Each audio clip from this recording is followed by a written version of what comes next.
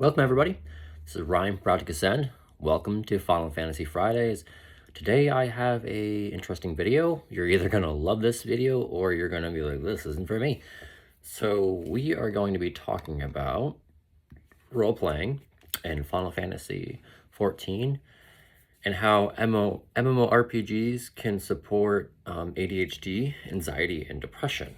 I just like to have interesting topics here and there, and we're going to give this format a little go here. So it's going to be a lot of reading. So here we go.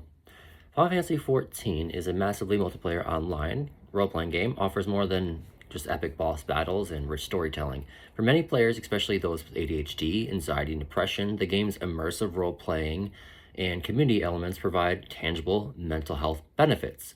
This report explores how immersive roleplay, supportive community, game design, healthy escapism, and identity exploration in Final Fantasy XIV can positively impact psychological well-being. And first off, it was just a little bit of about immersive roleplay in mental health well-being. Immersive role-playing in virtual worlds can yield psychological and even neurological benefits, believe it or not. By stepping into a character's shoes, players engage their imagination, empathy, and problem-solving in a low-stakes environment. Researchers suggest that positive experiences with role-playing games are linked to healthy emotional connections to characters and stories, and good relationships with other role players. In Final Fantasy XIV, crafting your warrior of light story or participating in player-driven events can induce feelings of flourishing and meaningful happiness. In fact, one study likened enjoyable roleplay to a form of folk therapy, allowing participants to work through feelings in safe fictional contexts. I found that very interesting. Neurologically, games provide a dopamine boost through achievement and progression, which can be beneficial for ADHD brains that crave stimulation. The structured yet entertaining nature of RPGs exercise cognitive functions, focusing attention on quests, recalling lore, and multitasking in battles. Over time, these activities can potentially improve attention and executive skills by providing a controlled environment to test strategies for coping and focus.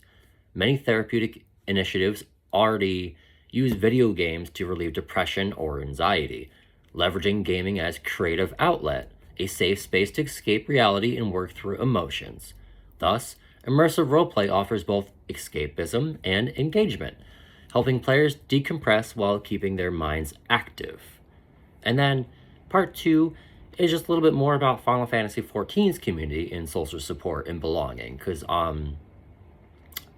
I just wanted, it's Final Fantasy Friday, so I thought obviously we'd talk about Final Fantasy. But noticing compared to other MMOs and other games I've joined, this community already has been very, very welcoming and just very positive and embracing, and just a very, very amazing community so far that and I'm not even like deep into the role-playing stuff yet. It's just me trying to get through the normal story and dungeons and just talking to people and just very normal interactions, and it's just been amazing. I've even met someone through the stream, which was awesome. So players gathered in a Final Fantasy XIV city, socializing, role-playing together. Such in-game communities act as third places that ease loneliness through friendly interaction. One of Final Fantasy XIV's greatest strengths is its welcoming community and social structures, which can be a lifeline for players dealing with anxiety and depression. The game encourages forming free companies, again, they're very similar to guilds, and niche role-playing communities, providing a built-in support network.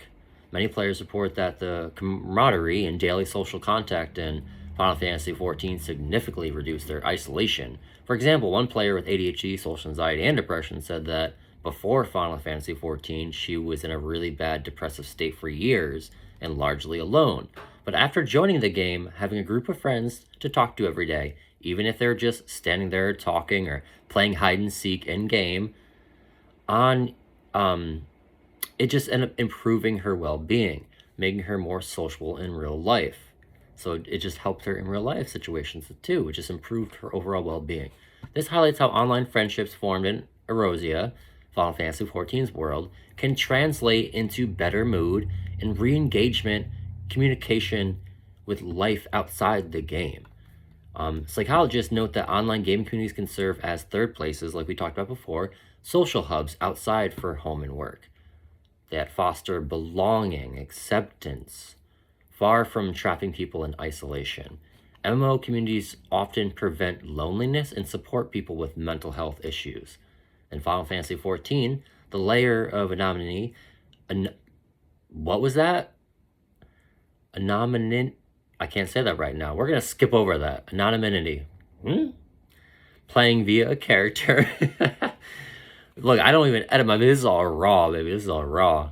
Can actually make socialize.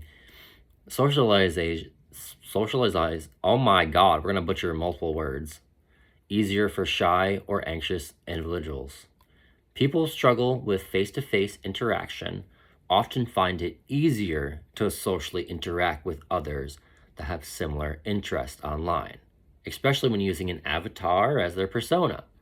Over time, casual chats during quest or dance parties in the virtual tavern can build warm and trusting relationships that are very real, and the community supportive ethos, famously more positive and enthusiastic than many other gaming communities, also reduce the fear of judgment. Even failure is met with chill attitude and party defeats, which help anxious players try new things without panic. All these factors make Final Fantasy XIV's social environment a powerful antidote to loneliness and anxiety. Don't mind me butchering a couple of things right there. Now, ADHD-friendly gameplay and narrative design. Now, Final Fantasy XIV's game design cleverly caters to the strengths and needs to ADHD brain through variety, structure, and engaging storyline. Players with ADHD often thrive on stimulation and instant feedback, and Final Fantasy XIV does provide this through its abundance. One player describes their ADHD experience in Final Fantasy XIV like having bees in my head. Finally calm, there's so much to do in game, and crucially, you can pause or switch tasks without penalty.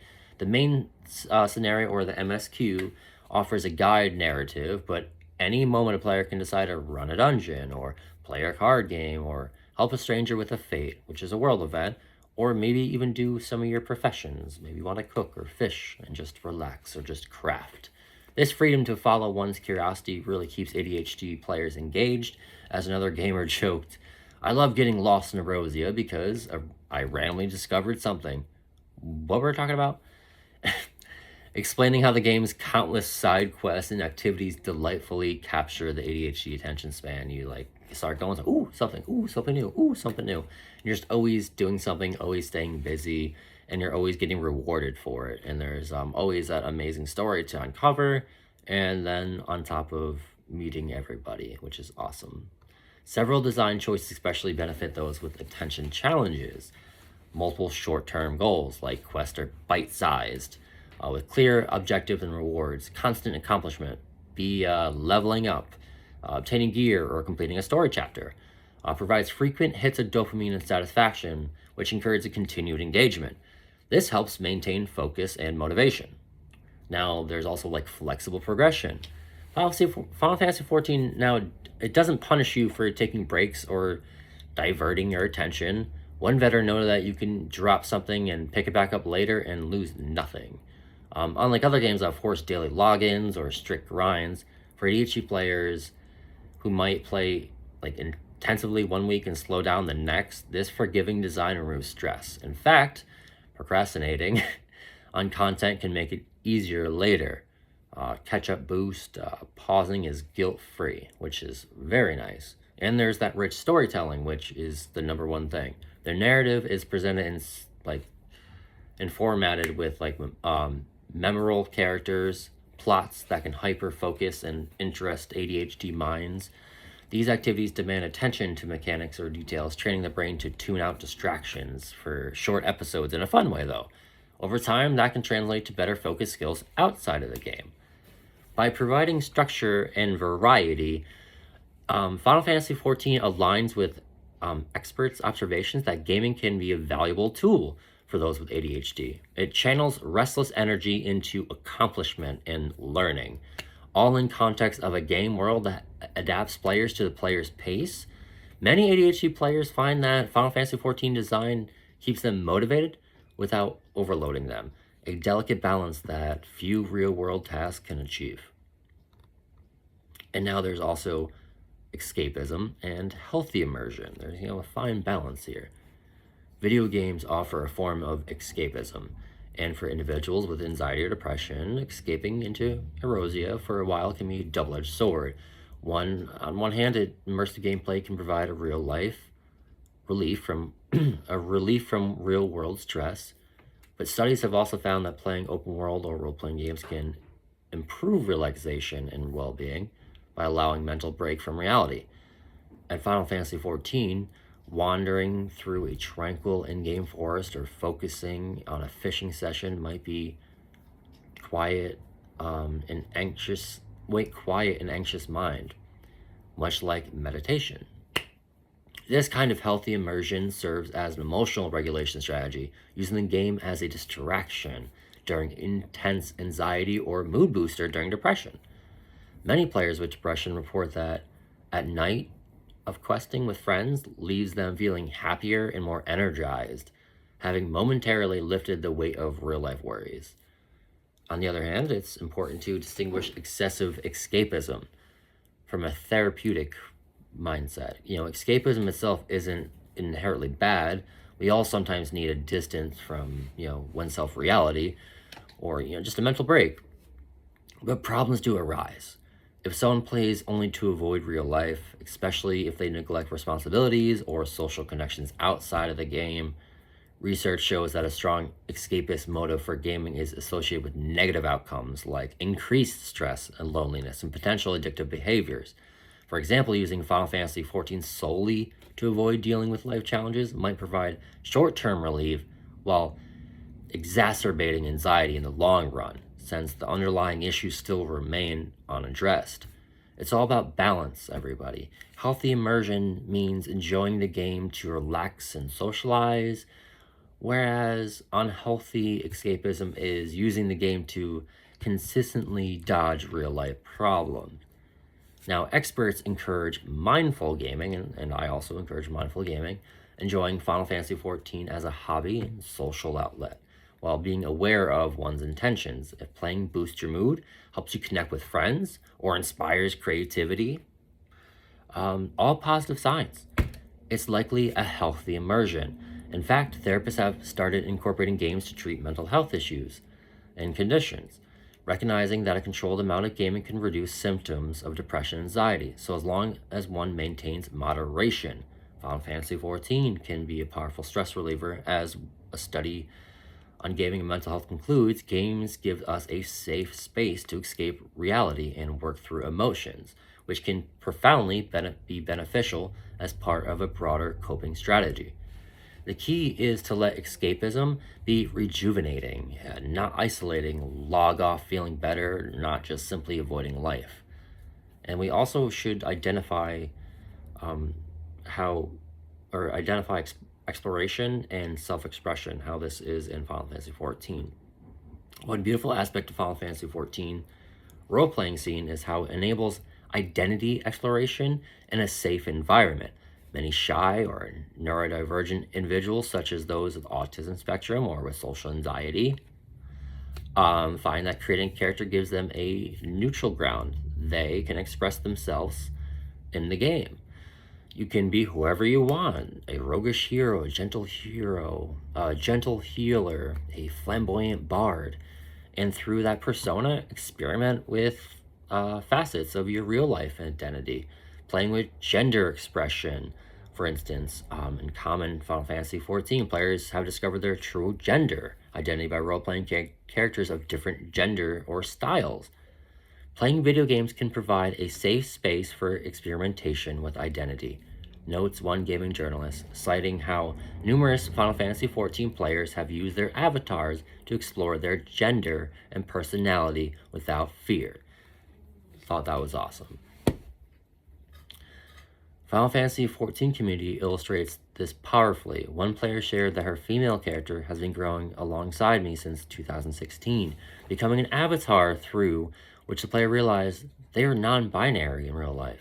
Another created a warrior of light as her transition goals, a vision of herself as a confident woman, and even cosplayed as the character, which gave her courage during her real-world gender transition.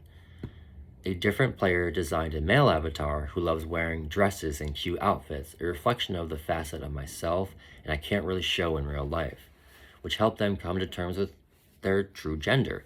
These stories show how roleplay can unlock self-discovery by acting out different personas. Players safely explore aspects of identity that they might suppress offline. I thought that was just like amazing. So experts really encourage mindful gaming, enjoying Final Fantasy XIV as a hobby. And oh, I just read that. From a broader perspective, academics observe that role-playing games provide a safe and effective venue for self-expression, mitigating societal pressures when exploring who you are. The in-game world is accepting. In Final Fantasy XIV, there is very little stigma in being different because everyone is using imagination. Shy individuals often find their voice in text or emotes, experiencing social success in-game that builds confidence. Neurodivergent players who may mask or hide traits in real life can comfortably be themselves or embody a character who is understood and respected by friends. This kind of identity can play and translate into improved self-esteem and social skills in reality. One researcher described it as a ability to become someone else but learn about yourself. Arguably the true magic of roleplay. In short, Final Fantasy XIV offers not just an escape from the real world, but a sandbox to be one's authentic, true self, or to try a new self within a supportive community. That safe expression can be profoundly therapeutic for those with anxiety or neurodevelopmental differences. So my conclusion, far from just a game, Final Fantasy XIV has proven to be a social lifeline, creative outlet, and therapeutic space for many players with ADHD, anxiety, and depression. Its immersive roleplay engages the mind and emotions in healthy ways, while the friendly community combats isolation with camaraderie and understanding. The game's design aligns well with ADHD needs, providing structure without rigidity, and its vast world offers a refuge where stress or shy individuals can relax and explore identities. Of course, balance is always key, and Final Fantasy XIV is most beneficial when it supplements real life and not replaces it. But when we use an intent and moderation, playing Final Fantasy XIV and any role-playing game in its world can support mental health, offering relief, joy, personal growth, and genuine friendship. As the experiences of many adventurers show, the journey through Erosia can have a very positive effect back in a lot of players' own life. And I just found all of this very interesting, and I wanted to write this all up, and I have many sources, and I'll make sure I put the sources in the description. And I just want to share that with you guys. I hope you guys found that a little bit interesting. And yeah, I'm not even going to edit this out. I'm not going to even edit this. You guys can get the raw version, the raw me messing up my vocab and reading. Tired. It's been a long week. It's been a long day. But I want to give you something. And I made this and I thought it was really interesting. So I hope you guys enjoy. Make sure you like this video for more videos. Final Fantasy Friday and many, many more. Thank you so much. This is Ryan Project Ascend signing out. Bye. Like and subscribe. Bye.